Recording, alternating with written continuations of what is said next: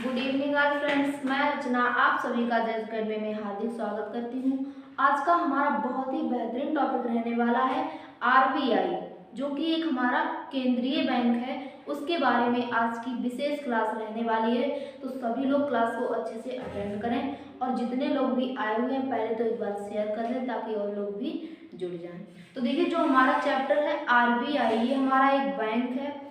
कभी बैंक से संबंधित अगर एग्जाम में क्वेश्चन देखने को मिलता है तो सबसे पहले हमें आरबीआई बैंक से क्वेश्चन देखने को मिलता है, इसलिए हमारा ये विशेष टॉपिक रहेगा। इसकी आज हमारी सेकंड क्लास है। फर्स्ट क्लास बेसिक से हम लोग पढ़ चुके थे और उसकी जो विशेषताएं थी आरबीआई की, वहां तक हम लोग पहुंच चुके थे। 2-3 विशेषताएं हम लोगों ने कंप्लीट भी की थी और आगे आज हम आज की क्लास में जो विशेषताएं बची हुई थी उन सारी विशेषताओं को कंप्लीट करेंगे और उनसे संबंधित जो भी इम्पोर्टेंट क्वेश्चन बनेंगे तो आज हम लोग क्वेश्चन भी कवर करने वाले हैं। तो चलिए क्लास को अब प्रारंभ करते हैं। देखिए, जो हमारा आरबीआई बैंक है, सबसे पहले तो आप लोग ये बताइए कि आरबीआई बैंक किस प्रकार का बैंक है। ये केंद्रीय बैंक है या वाणिज्यिक बैंक है, किस प्रकार का बैंक है? यानी जो हमारा भारतीय रिजर्व बैंक है ये किस प्रकार का बैंक है? तो यह एक केंद्रीय बैंक है। आरबीआई कैसा बैंक है? तो यह एक केंद्रीय बैंक है, यानी सेंट्रल बैंक बोल सकते हैं आरबीआई को। तो ये किस प्रकार का बैंक हो गया? ये एक केंद्रीय बैंक हो गया। हम फर्स्ट क्लास में इसकी स्थापना भी बता चुके हैं, राष्ट्रीयकरण भी उसमें हम आप लोगों को करा चुके हैं। तो सबसे पहले तो आप लोग ये बताइए कि आरबीआई की स्थापना कब हुई थी। यानी जो हमारा भारतीय रिजर्व बैंक है, इस बैंक की स्थापना कब हुई थी?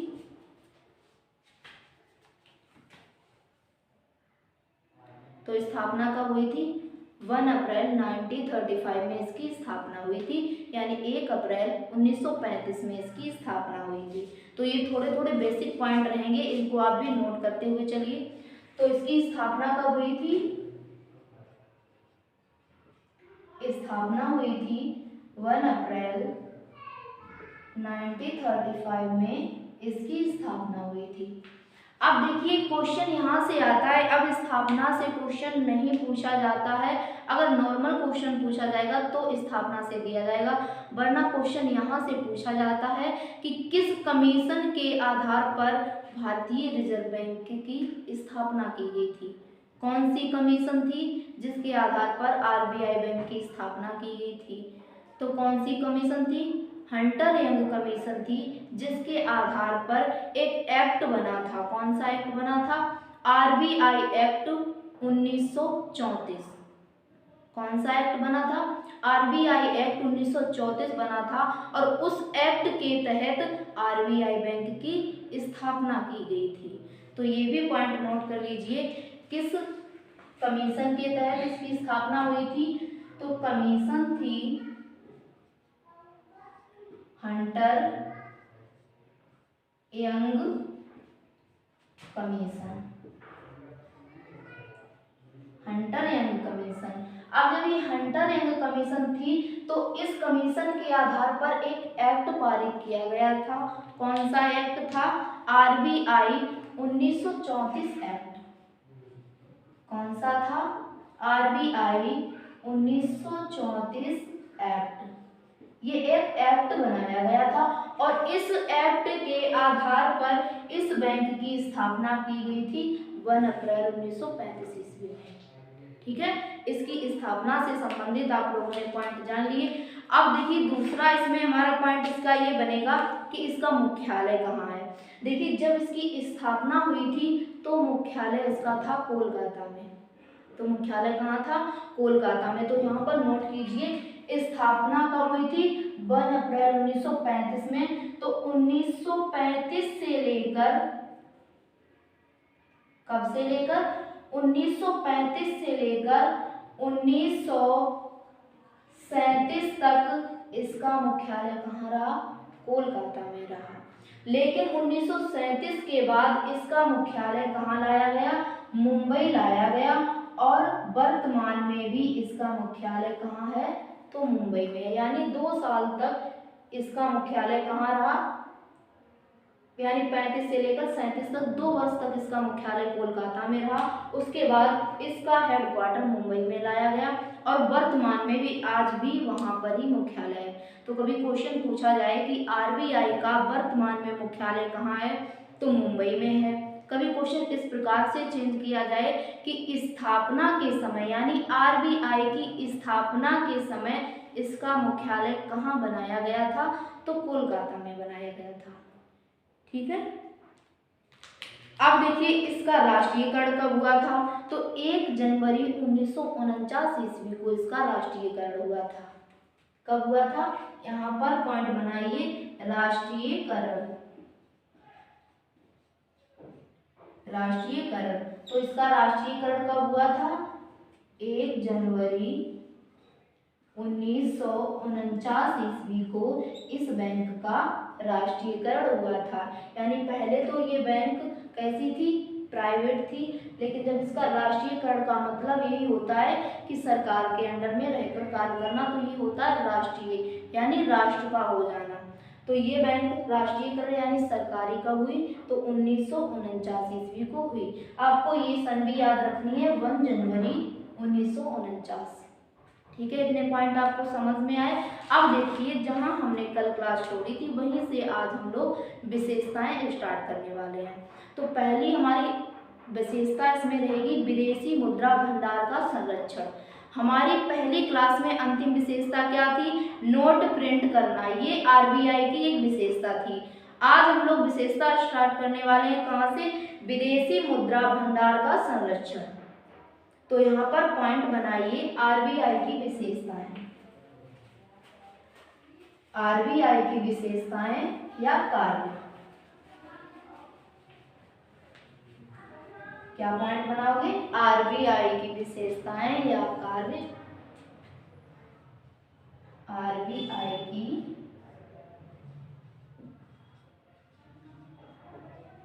विशेषताएं या कार्य। तो कार्य, इसमें हम लोग कार्य कौन सा पढ़े थे, नोट प्रिंट करने का कार्य। आज हम लोग यहाँ से स्टार्ट करेंगे विदेशी मुद्रा भंडार का संरक्षण। ये किसका कार्य है, आरबीआई का कार्य है, विदेशी मुद्रा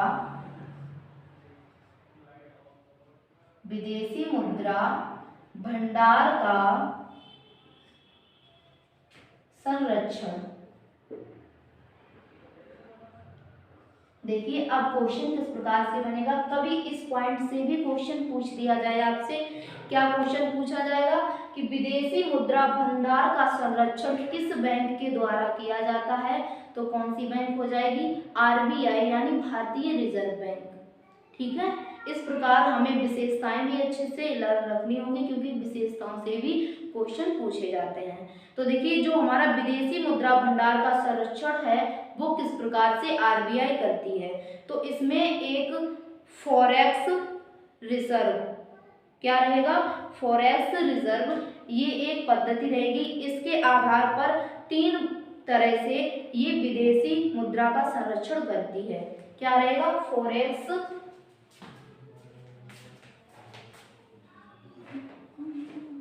रिजर्व, फॉरेक्स रिजर्व। इसके आधार पर 3 तरह से मुद्रा का संरक्षण करती है आरबीआई। पहला क्या है, विदेशी मुद्रा,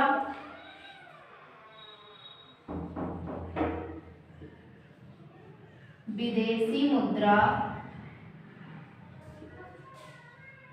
दूसरा पॉइंट हमारा इसमें क्या रहेगा, गोल्ड। दूसरा पॉइंट क्या रहेगा, गोल्ड। और तीसरा है एसडीआर, एसडीआर। इसमें से 2 तो आप सभी लोग जानते होंगे, कौन कौन से, विदेशी मुद्रा यानी विदेश की जो वस्तु होती है, पैसा होता है, मुद्रा होता है, दूसरा गोल्ड यानी सोना, तीसरा एसडीआर। इसको लेकर आपको थोड़ी सी कंफ्यूजन हुई होगी कि एसडीआर क्या होता है, तो इसको अच्छे से आप समझ लीजिए। देखिए जो एसडीआर होता है इसका मतलब, पहले तो फुल फॉर्म देखिए, फुल फॉर्म इसका क्या बनेगा, स्पेशल ड्राइंग,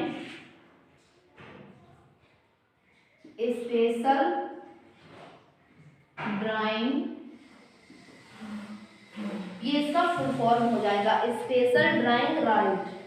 ठीक है, ये इसका फुल फॉर्म हो गया। तो कभी इसका फुल फॉर्म भी पूछा जाए कि SDR इसका फुल फॉर्म क्या होगा, तो स्पेशल ड्राइंग राइट, ये इसका फुल फॉर्म हो जाएगा। अब देखिए ये है क्या, तो ये एक मुद्रा है। कैसी मुद्रा है, देखिए जो इस SDR है ये कार्ड होता है मुद्रा जैसा। जिस प्रकार से इसको अच्छे से समझिए, जिस प्रकार से RBI नोट प्रिंट करती है उसी प्रकार जो SDR है इसको एक संस्था प्रिंट करती है। कौन सी है, IMF। तो देखिए जो IMF है ये SDR को प्रिंट करती है, और जो SDR है इसको क्या कहा जाता है, पेपर गोल्ड भी कहा जाता है। इसको क्या कहा जाता है, पेपर गोल्ड भी कहा जाता है।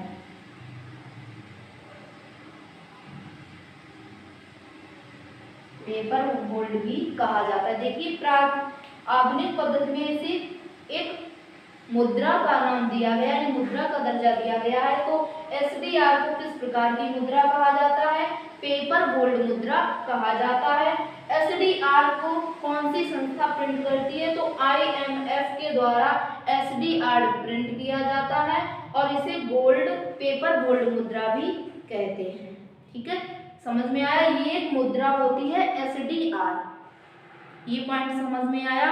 अब देखिए इसमें अगली विशेषता या कार्य कौन सा रहेगा, तो इसमें अगला कार्य डालिए,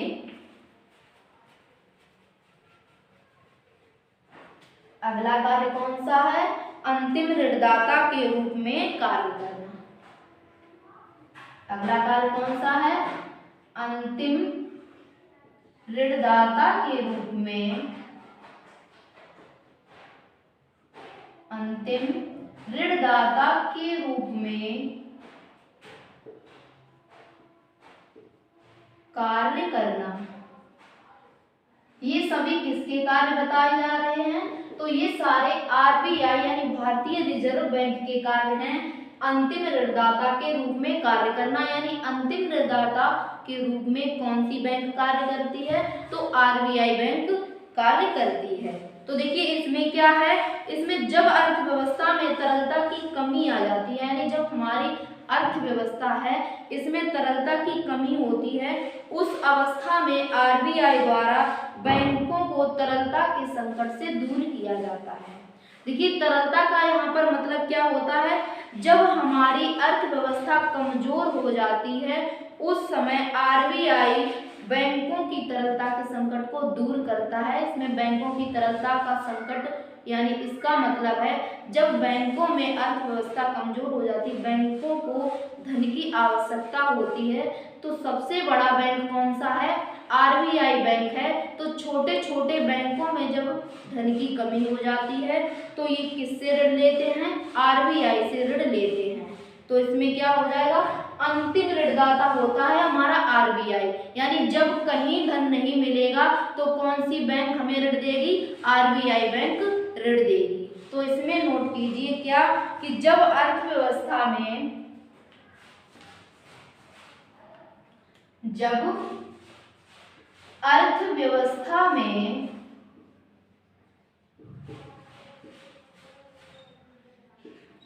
धन की, जब अर्थव्यवस्था में धन की कमी होती है, कमी होती है, तो RBI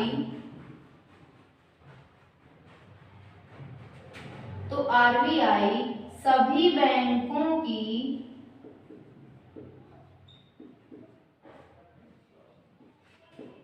धन की कमी को पूर्ण करती है। इसका यही मतलब हुआ। आप देखिए डेफिनेशन पे इसकी मत जाइए, पूरी ये लिखावट पर ना जाए।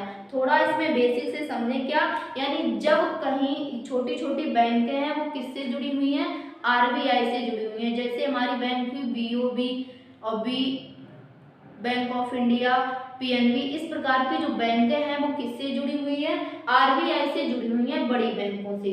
जब इन बैंकों में धन की कमी हो जाती है तो यानी लास्ट चांस कौन सा रह जाता है कि आरबीआई अंतिम अवसर है जो हमें ऋण देगा। ठीक है, इसका मतलब यही है इस कार्य का। अब देखिए इसमें अगला कार्य क्या हो जाएगा, अगला कार्य है समाज शोधन एजेंसी के रूप में कार्य करना। अगला कार्य क्या है, समाज शोधन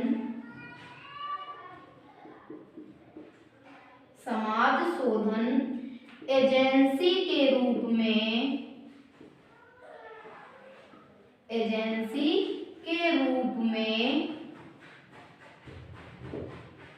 कार्य करना।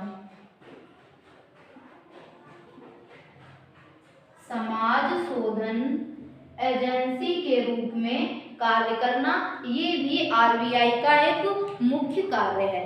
अब देखिए इसमें क्या होता है, जैसे आरबीआई एक मुख्य संस्था है, ठीक है, यानी फाइनल स्टेटमेंट एजेंसी, क्या बोलेंगे इसको, फाइनल स्टेटमेंट एजेंसी। ठीक है, फाइनल स्टेटमेंट एजेंसी। देखिए मान के चलिए जो आरबीआई है ये फाइनल स्टेटमेंट एजेंसी है, यानी अगर यहाँ पर धन ना मिला तो कहाँ में, भारत में, यानी जो हमारे राष्ट्रीय की वो होगी अर्थव्यवस्था, राष्ट्र में हमें कहीं धन नहीं मिलेगा तो राष्ट्र की सबसे बड़ी राष्ट्रीय एजेंसी कौन सी है, आरबीआई है। तो देखिए इसमें क्या होगा, जैसे मान के चलिए हमारी सबसे बड़ी संस्था कौन है, आरबीआई है। कौन है, आरबीआई है। अब देखिए हमने आपको बताया कि जितने भी छोटे छोटे बैंक हैं इससे जुड़े हुए हैं, जैसे कौन कौन से हुए, एसबीआई, पीएनबी, बीओबी। कौन कौन से हुए, एसबीआई, पीएनबी और बीओबी। ठीक है, ये सारे छोटे छोटे बैंक हुए। ये सारे बैंक किससे जुड़े हुए हैं, आरबीआई से जुड़े हुए हैं। अब देखिए जैसे कोई भी बच्चा होता है वो अपनी माँ से पैसे मांगता है, किससे पैसे मांगेगा, माँ से पैसे मांगेगा कि आज हमें पैसे चाहिए तभी आज हमें स्कूल जाएंगे। तो अगर उसकी माँ के पास हैं तो वो दे देगी, अगर नहीं है तो वो कहाँ से लेगी, पिताजी से लेगी। इसी प्रकार से इसमें होता है, जैसे उसमें ग्राहक हम लोग होते हैं, अगर इन बैंकों के पास धन है तो ये बैंकें धन हमें देगी, अगर नहीं है इन बैंकों के पास धन तो ये कहाँ से लेंगी, आरबीआई से ये धन लेती हैं। तो देखिए मान लीजिए किसी व्यक्ति ने हमें एक चेक दिया, क्या दिया, चेक दिया, और वो चेक है पीएनबी बैंक का।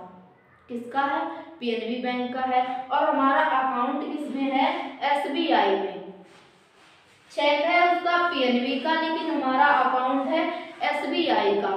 तो देखिए क्या होगा, अगर उसने हमें चेक में 15 लाख रुपए दिए, कितने दिए, 15 लाख, तो जो आरबीआई है ये ट्रांसफर करेगी इस अकाउंट में और इस अकाउंट से पैसा हमें दिलवाएगी। ठीक है, उस व्यक्ति का अकाउंट था पीएनबी में, हमारा अकाउंट है एसबीआई में। अगर हम इसको, उसने हमें चेक दी और हम इसमें पैसे निकालना चाहें तो ये ट्रांसफर करेगी आरबीआई इस बैंक में, तब हमें जाकर धन मिलेगा। ठीक है, देखिए ऐसा नहीं होगा कि आप डेली जाओ वहां से हमारे 50 रुपए चेंज कर दो, हमारे 100 रुपए, हमारे 2000, 3000, ऐसा नहीं होता है। अधिकतम पूंजी ये सिर्फ ट्रांसफर करती है। तो कितने रुपए थे, 15 लाख, यानी अगर आपकी पूंजी कम है तो ये ट्रांसफर नहीं करेगी। तो इसी प्रकार से होता है समाज शोधन एजेंसी के रूप में कार्य करना, यानी ये बैंक समाज में यानी समाज के भलाई के लिए भी कार्य करती है। तो ये पॉइंट समझ में आया आपको। अब देखिए एक हमारा पॉइंट और रह गया, कौन सा, आरबीआई साख संतुलन का कार्य, जो कि बहुत इंपॉर्टेंट कार्य है आरबीआई का। कौन सा कार्य है, साख संतुलन को नियंत्रित करना।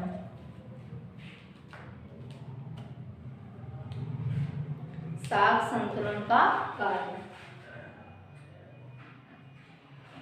डालिए यहाँ पर, हेडिंग बनाइए, साख संतुलन का कार्य। इस कार्य को आप अच्छे से नोट करें और अच्छे से इसको देखिए। तो देखिए इसमें क्या होता है, इसमें क्रेडिट कंट्रोल, जो हमारा ये साख संतुलन कार्य है, इसको क्या बोल सकते हैं, क्रेडिट कंट्रोल भी बोल सकते हैं। तो क्या हो गया, क्रेडिट कंट्रोल। अब देखिए इसमें क्या होता है, इसमें होता है मौद्रिक नीति। इस बैंक के द्वारा एक नीति अपनाई जाती है, कौन सी नीति है वो, मौद्रिक नीति। मौद्रिक नीति। अब देखिए इस नीति से क्या होता है, तो क्वेश्चन कभी यहां से पूछा जाए कि मौद्रिक नीति किस बैंक के द्वारा अपनाई जाती है, तो आरबीआई बैंक के द्वारा इस नीति को अपनाया जाता है। अब देखिए इसमें क्या होता है, इस नीति में, इसमें अर्थव्यवस्था में मुद्रा की मात्रा जो होती है, मौद्रिक नीति में देखिए क्या होता है, अर्थव्यवस्था में मुद्रा की मात्रा नियंत्रित करना। मौद्रिक नीति का मुख्य कार्य क्या होता है, जो अर्थव्यवस्था में मुद्रा होती है उसकी मात्रा को नियंत्रित करना, ये इसका मुख्य कार्य होता है। आरबीआई लगभग कितनी बार मौद्रिक नीति जारी करती है, 6 बार तक जारी कर सकती है। कितने समय में, 1 ईयर में। तो इसमें पहले तो थोड़ा नोट कीजिए जिससे आपको अच्छे से समझ में आए। अर्थव्यवस्था में इसका कार्य है, ठीक है, अर्थव्यवस्था में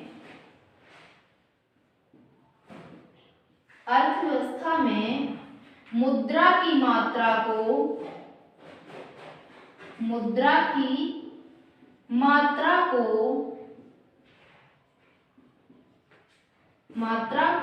नियंत्रित करना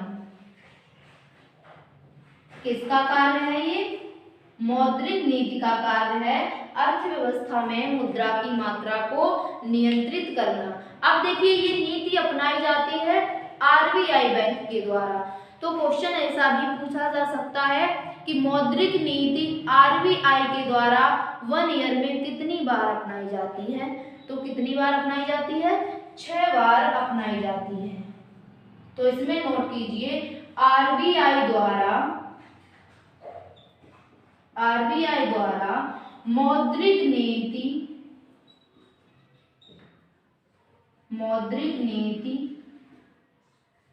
1 ईयर में 6 बार अपनाई जाती है। कितनी बार अपनाई जाती है, 1 साल में 6 बार अपनाई जाती है। तो हम लोग कह सकते हैं जब 1 साल में 6 बार अपनाई जाती है तो यानी 2 महीने में 1 बार अपनाई जाती होगी। कितने समय में, 2 मंथ में 1 बार अपनाई जाती है। ठीक है, समझ में आया ये पॉइंट कि आरबीआई द्वारा मौद्रिक नीति 1 ईयर में 6 बार अपनाई जाती है और 2 महीने में 1 बार अपनाई जाती है। ठीक है, अब देखिए ये मौद्रिक नीति अपनाई जाती है तो किस आधार पर अपनाई जाती है, कौन कौन से हथियार हैं जिसके आधार पर ये अपनाई जाती है। तो इसमें देखिए पहला है, यहाँ पर नोट कीजिए, पहला क्या है, CRR।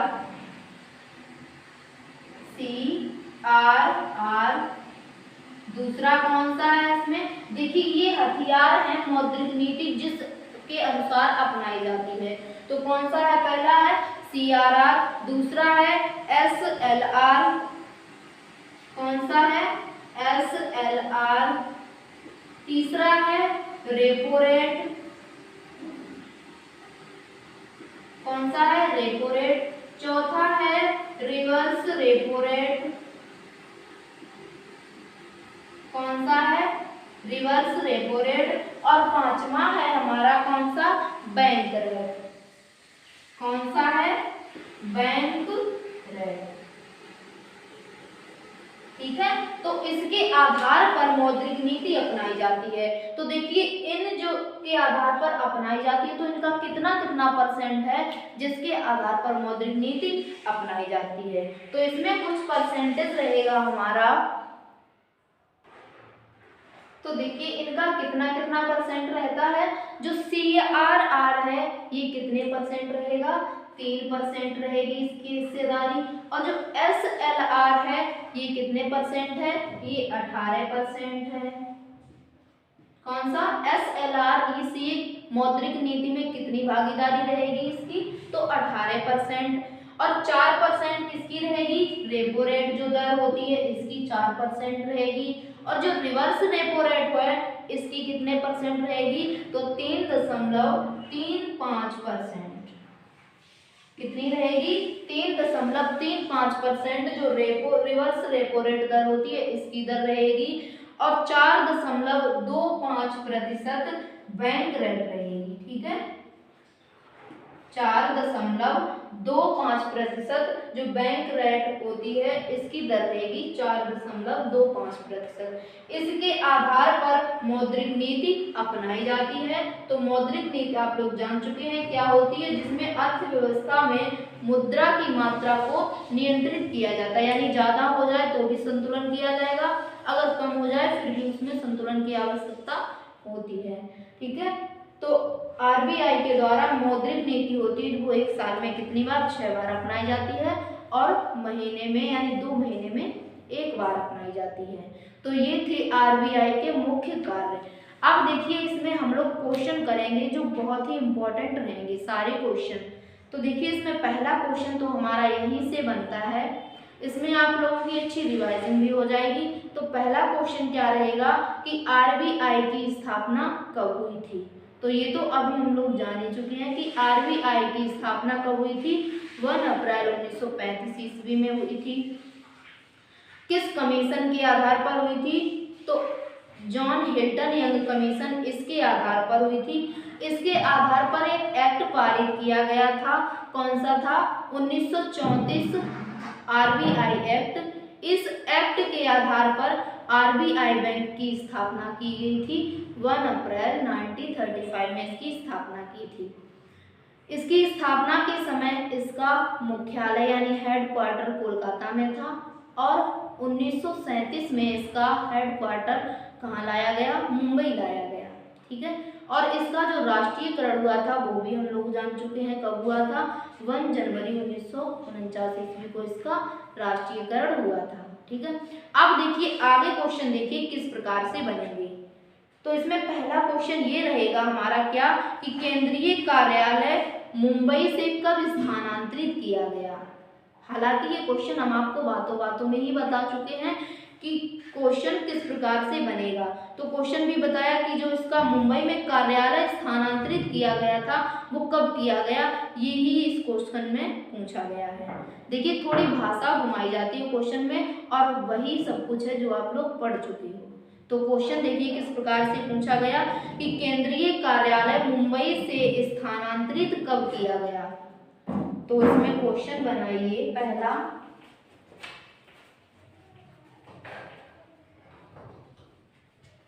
पहला क्वेश्चन हमारा क्या रहेगा कि RBI का केंद्रीय कार्यालय कोलकाता से मुंबई कब स्थानांतरित किया गया।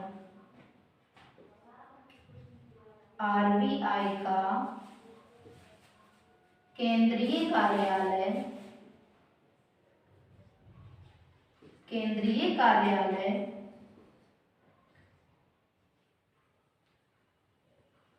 कब स्थानांतरित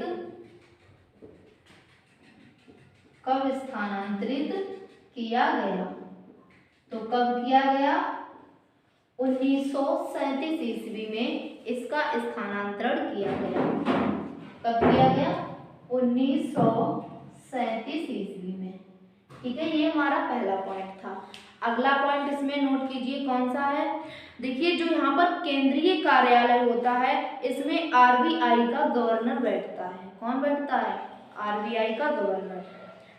अब देखिए इसमें पहले गवर्नर क्वेश्चन पूछा जाएगा कि RBI के पहले गवर्नर कौन थे।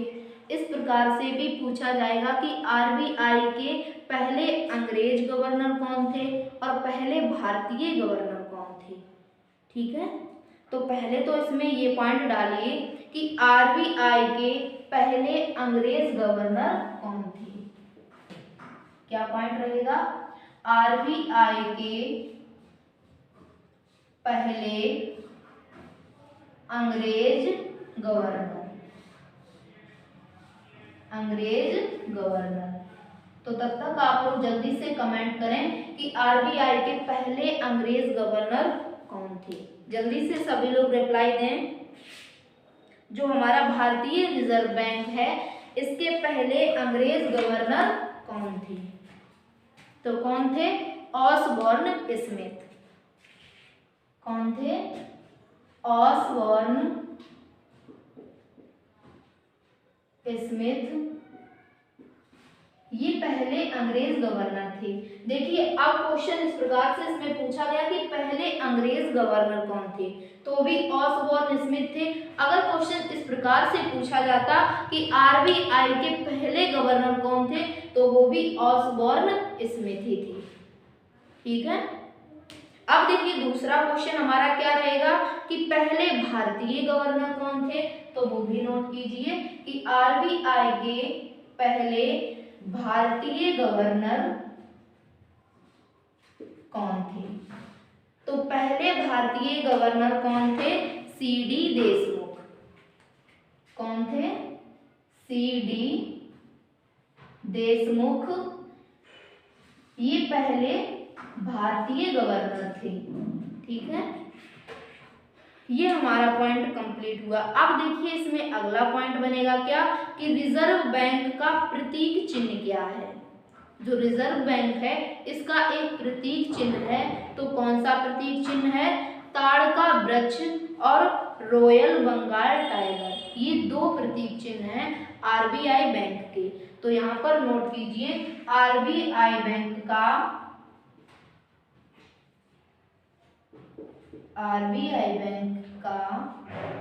प्रतीक चिन्ह,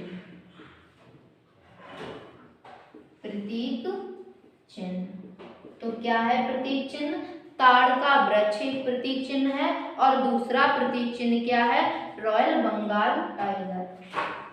पहला है ताड़ का वृक्ष,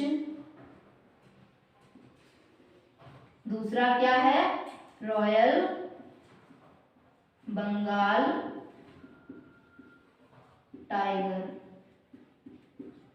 ठीक है, तो दोनों प्रतीक चिन्ह आप लोग जान चुके हो। कभी अगर ऑप्शन में दिया जाए कि ताड़ का वृक्ष किस बैंक का प्रतीक चिन्ह है, तो कौन सी बैंक है, आरबीआई। रॉयल बंगाल टाइगर किस बैंक का प्रतीक चिन्ह है, तो ये भी आरबीआई बैंक का प्रतीक चिन्ह है। ठीक है, समझ में आया ये पॉइंट। अब अगला पॉइंट देखिए हमारा क्या रहेगा, आरबीआई में वर्तमान में कितने डिप्टी गवर्नर हैं। ये क्वेश्चन आपका इंपॉर्टेंट है, तो इसे नोट कीजिए क्या कि आरबीआई में वर्तमान में कितने डिप्टी गवर्नर हैं, यानी कह सकते हैं कि उप गवर्नर हैं। तो डिप्टी गवर्नर कितने हैं, उनकी संख्या है 4। गवर्नर कितना होता है, यानी एक हेड यानी मुख्य गवर्नर होता है और उसमें 4 उप गवर्नर रहते हैं आरबीआई यानी उसके केंद्रीय कार्यालय में। तो कितने हैं डिप्टी गवर्नर, 4।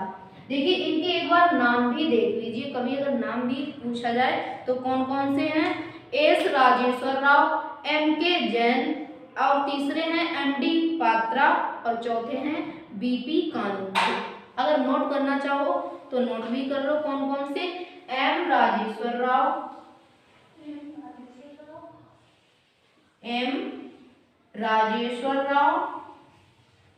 दूसरे कौन है, दूसरे हैं एम के जैन, तीसरे व्यक्ति कौन है, तीसरे हैं एम डी पात्रा और चौथे व्यक्ति हैं, चौथे कौन से हैं, बीपी कानूनगो, बीपी कानूनगो। तो 4 ये डिप्टी गवर्नर हैं वर्तमान समय में, ठीक है। जो वर्तमान समय में है वो ये रहे कौन कौन से, एम राजेश्वर राव, एम के जैन, एम डी पात्रा और बीपी कानूनगो, ये 4 उप गवर्नर हैं आरबीआई के। अब इसमें अगला पॉइंट देखिए कौन सा रहेगा कि आरबीआई जो गवर्नर होता है आरबीआई का, उसकी नियुक्ति कौन करता है, क्योंकि क्वेश्चन ये हमारा इंपॉर्टेंट रहेगा। तो यहाँ पर नोट कीजिए क्या कि आरबीआई के गवर्नर की नियुक्ति कौन करता है, नियुक्ति कौन करता है। देखिए इसमें पहले तो आप लोग ये बताइए, ये डिप्टी गवर्नर 4 जो वर्तमान में है, सबसे पहले तो आप लोग ये कमेंट करें जल्दी से कि वर्तमान समय में गवर्नर कौन है और किस नंबर के हैं। दोनों पॉइंट आप लोग जल्दी से रिप्लाई दें कि वर्तमान में गवर्नर कौन है और किस नंबर के गवर्नर हैं। तो देखिए इसमें जो आरबीआई के गवर्नर की नियुक्ति होती है कौन करता है, प्रधानमंत्री करता है। कौन करता है, प्रधानमंत्री आरबीआई के गवर्नर की नियुक्ति करता है, प्रधानमंत्री करता है। तो आरबीआई के वर्तमान में गवर्नर कौन है, सभी लोगों के आंसर आ रहे हैं, कौन है, शक्तिकांत दास। वर्तमान में आरबीआई के गवर्नर कौन है, शक्तिकांत दास। शक्तिकांत दास ये वर्तमान में गवर्नर है। किस नंबर के हैं, तो 25वें नंबर के हैं। किस नंबर के हैं, 25वें नंबर के ये गवर्नर हैं जो कि वर्तमान में गवर्नर हैं। अब देखिए यहाँ पर हमारा पॉइंट था कि आरबीआई के गवर्नर की नियुक्ति कौन करता है, तो प्रधानमंत्री यानी पीएम करता है। तो देखिए इसकी नियुक्ति तो प्रधानमंत्री करता है, लेकिन किसकी सलाह पर करेगा, क्योंकि क्वेश्चन इस प्रकार से भी पूछा जाएगा कि आरबीआई के गवर्नर की नियुक्ति प्रधानमंत्री किसकी सलाह पर करेगा। तो किसकी सलाह पर करेगा, वित्त मंत्री की सलाह पर। प्रधानमंत्री किसकी सलाह पर करेगा, वित्त मंत्री की सलाह पर करेगा, सलाह पर आरबीआई के गवर्नर की नियुक्ति प्रधानमंत्री करता है। तो वर्तमान में वित्त मंत्री कौन है, सभी लोगों को पता होगा ये क्वेश्चन। तो इस क्वेश्चन का जल्दी से रिप्लाई दें बिना टाइम वेस्ट किए कि वर्तमान में वित्त मंत्री कौन है। तो वित्त मंत्री कौन है वर्तमान में, सभी लोगों को पता है। आप छोटे से बच्चे से भी पूछ लीजिए कि वर्तमान में वित्त मंत्री कौन है, वो भी बोल देगा निर्मला सीतारमण। कौन है वर्तमान में, निर्मला सीतारमण।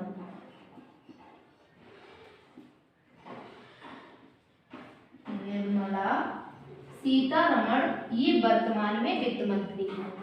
ठीक है, तो ये पॉइंट हमारा कंप्लीट हुआ कि आरबीआई के गवर्नर की नियुक्ति प्रधानमंत्री करेगा, किसकी सलाह पर करेगा, तो निर्मला सीतारमण यानी वित्त मंत्री की सलाह पर गवर्नर की नियुक्ति की जाएगी। ठीक है, अब इसमें अगला पॉइंट देखिए क्या रहेगा हमारा कि जो आरबीआई का गवर्नर होता है इसका वेतन कितना होता है। तो अगला पॉइंट इसमें देखिए नोट कीजिए क्या कि आरबीआई के गवर्नर का वेतन, आरबीआई के गवर्नर का वेतन कितना होता है, तो इसके गवर्नर का वेतन होता है 2.5 लाख रुपए। कितना होता है, 2.5 लाख रुपए। तो नोट कीजिए आरबीआई के गवर्नर का वेतन,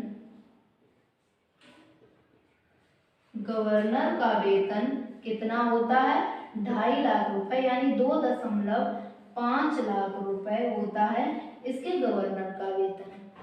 ठीक है, अब देखिए कितने समय के लिए ये नियुक्त किया जाता है।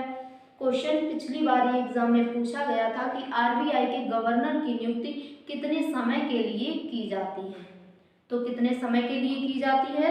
3 वर्ष के लिए। कितने समय के लिए की जाती है? 3 वर्ष के लिए। तो यहाँ पर पॉइंट बनाइए, आरबीआई के गवर्नर का कार्यकाल, आरबीआई के गवर्नर का कार्यकाल कितने समय का होता है? तो 3 वर्ष का होता है। कितने समय का होता है? 3 वर्ष का होता है। देखिए 3 वर्ष से अधिक आप इस पद पर नहीं रह सकते हैं। कम से कम कितना भी हो सकता है, कम से कम आप 2 दिन के लिए भी गवर्नर नियुक्त किए जा सकते हो, 1 दिन के लिए भी, लेकिन 3 साल के बाद आपको पोस्ट छोड़नी पड़ेगी। यानी अधिकतम इसमें आप 3 वर्ष और कम से कम आप 1 दिन 2 दिन, जितना भी आपकी पद की नियुक्त की जाए उतना भी आप रह सकते हो। ठीक है, तो इसमें अगर अधिकतम की बात की जाए तो 3 वर्ष से ज्यादा आप इस पद पर नहीं रह सकते हो। अगला पॉइंट इसमें देखिए, जो आरबीआई होती है इसका लेखा वर्ष क्या होता है, यानी कब इनका लेखा वर्ष जो होता है प्रस्तुत किया जाता है। तो 1 जुलाई से 30 जून तक इनका लेखा वर्ष रहता है। कब कब रहता है? 1 जुलाई से लेकर 30 जून तक इनका लेखा वर्ष रहता है। तो पॉइंट बनाइए इसमें, आरबीआई का लेखा वर्ष, आरबीआई का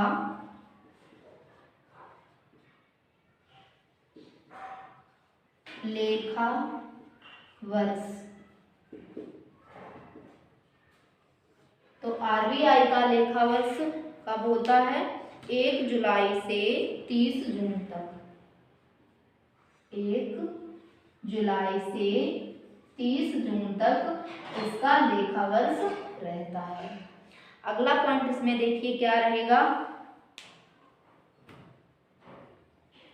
अगला पॉइंट इसमें रहेगा, देखिए जो यहाँ पर करेंसी यानी नोट छापे जाते हैं, तो आरबीआई के द्वारा कौन कौन से नोट छापे जाते हैं? तो 2 से लेकर 2000 तक इससे बैंक को नोट छापने का अधिकार है। कह सकते हैं 2000 से लेकर, देखिए इसकी अधिकतम नोट छापने की सीमा कहाँ तक है? 2 से लेकर 10,000 तक, इतने तक ये नोट छाप सकती है। लेकिन वर्तमान में कितने हैं? 2 से लेकर 2000 तक ये बैंक नोट छाप रही है। कितने? 2 से लेकर 2000 तक। अब जो हमारा 1 रुपए का नोट होता है, पहले तो ये बताइए कि 1 रुपए के नोट पर किसके हस्ताक्षर होते हैं? बहुत इंपॉर्टेंट क्वेश्चन है, कई बार एग्जाम में ये क्वेश्चन पूछा गया है कि 1 रुपए के नोट पर किसके हस्ताक्षर होते हैं। तो किसके हस्ताक्षर होते हैं? सभी लोग जल्दी से रिप्लाई दें। किसके होते हैं हस्ताक्षर? वित्त सचिव के। बहुत अच्छे से आपको ये पॉइंट याद रखना है कि 1 रुपए के नोट पर किसके हस्ताक्षर होते हैं? वित्त सचिव के होते हैं। 1 रुपए के नोट पर वित्त सचिव के हस्ताक्षर होते हैं। ठीक है, 1 रुपए के नोट पर किसके हस्ताक्षर होते हैं? वित्त सचिव के हस्ताक्षर होते हैं।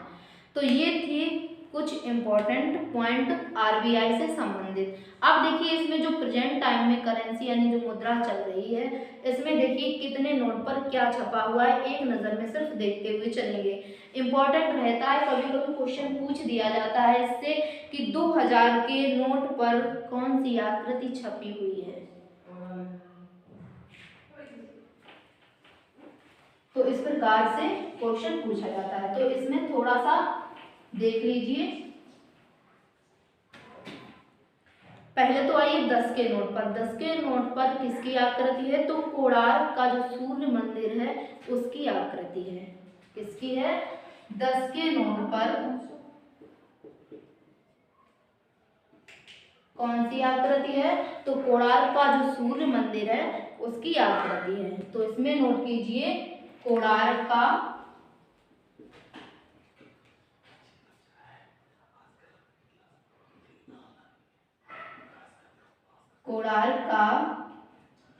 सूर्य मंदिर। ठीक है, ये 10 के नोट जो प्रेजेंट टाइम में चल रहा है 10 का नोट, उस पर आकृति क्या छपी हुई है? कोणार्क का सूर्य मंदिर है, वो आकृति छपी हुई है 10 के नोट पर। दूसरा पॉइंट हमारा इसमें रहेगा कि 50 के नोट पर कौन सी आकृति है? तो 50 के नोट पर कौन सी है? हम्पी का रथ। 50 के नोट पर कौन सी आकृति छपी हुई है? हम्पी का रथ। हम्पी का रथ। ठीक है, अब देखिए इसमें आगे कौन सी मुद्रा आएगी? 200। पहले तो इसमें 100 लीजिए, यानी 100 का जो नोट होता है उस पर कौन सी आकृति छपी होती है? रानी की वाव। 100 के नोट पर